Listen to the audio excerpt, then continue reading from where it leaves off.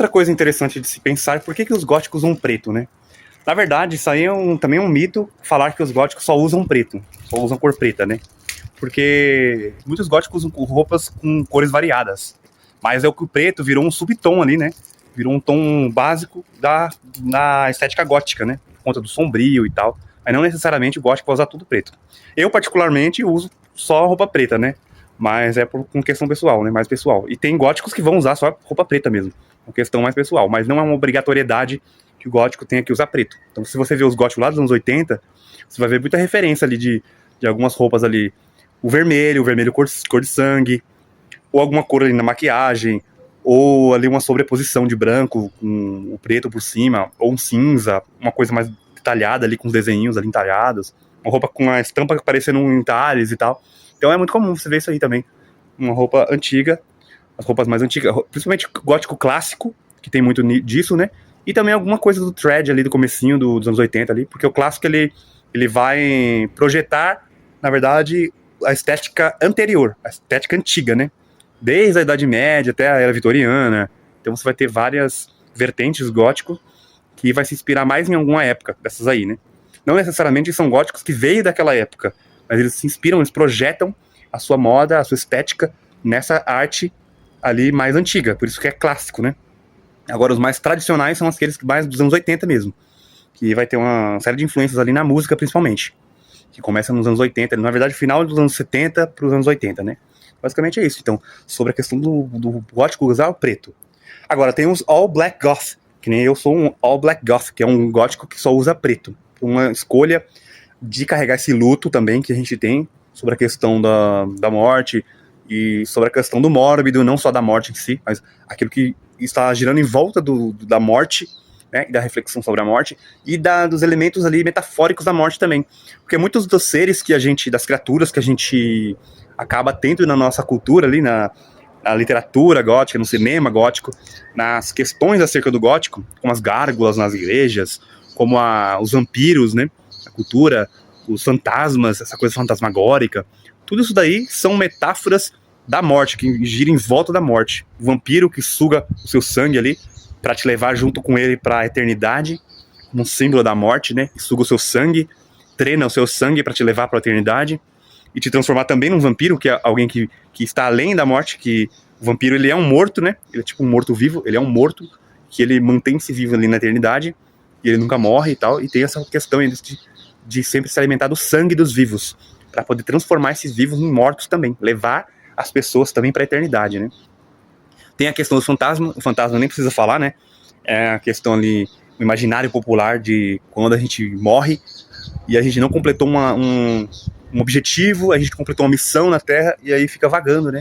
Fica ali vagando, tanto no cemitério aqui onde eu tô agora, quanto também por aí nas casas assombradas, em todo lugar que a pessoa tem ali alguma coisa pendente que ficou ali quando ela morreu. Então, essa ideia do fantasma, que tem essa história aí, na verdade, nada mais é do que uma metáfora para as memórias que ficam presas ali, tanto no cemitério quanto na casa das pessoas. A memória do falecido fica presa, né?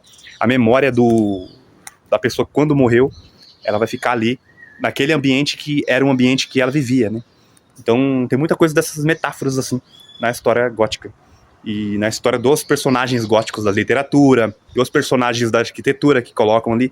A gárgula, por exemplo, das igrejas. Na verdade, a gárgula não é bem o desenho que se coloca, né?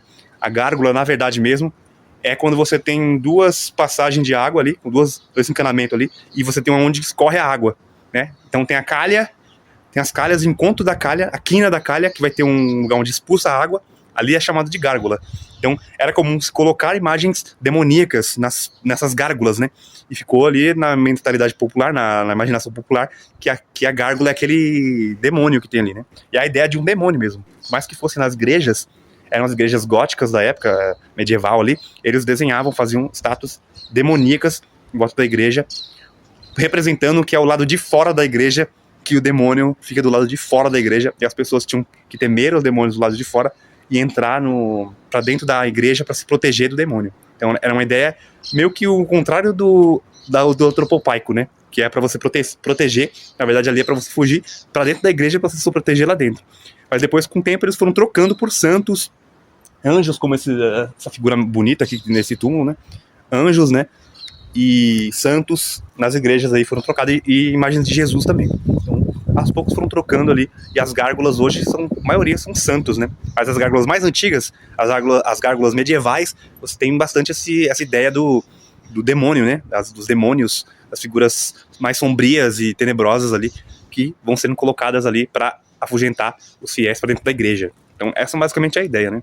Então, esses vários elementos da cultura, o zumbi, o demônio, todas essas ideias, esses seres, essas criaturas do repertório gótico, da cultura literária principalmente do gótico, o Frankenstein, o vampiro, todos esses seres, no fundo são alguma metáfora que vai falar de alguma questão ali sobre a morte, sobre nossos medos, sobre o nosso envelhecimento. Tem algumas histórias específicas que falam do envelhecimento, né?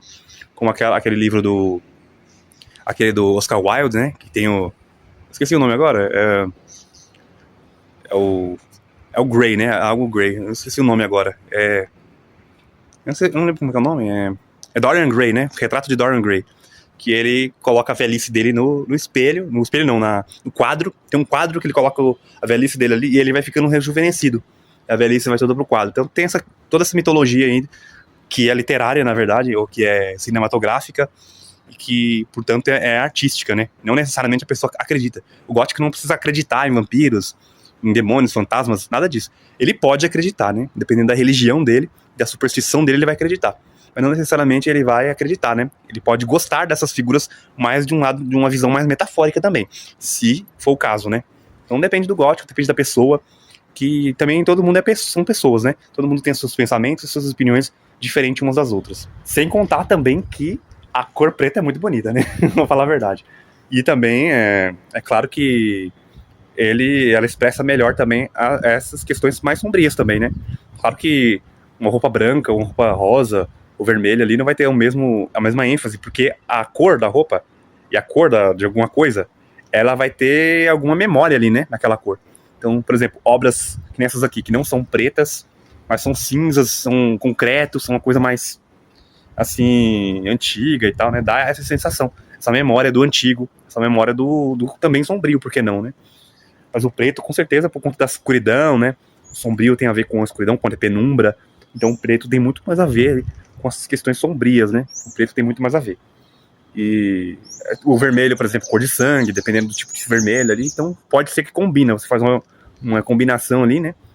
De uma roupa com outra. E pode ser que traga uma memória também sombria, né? Não necessariamente precisa ser o preto.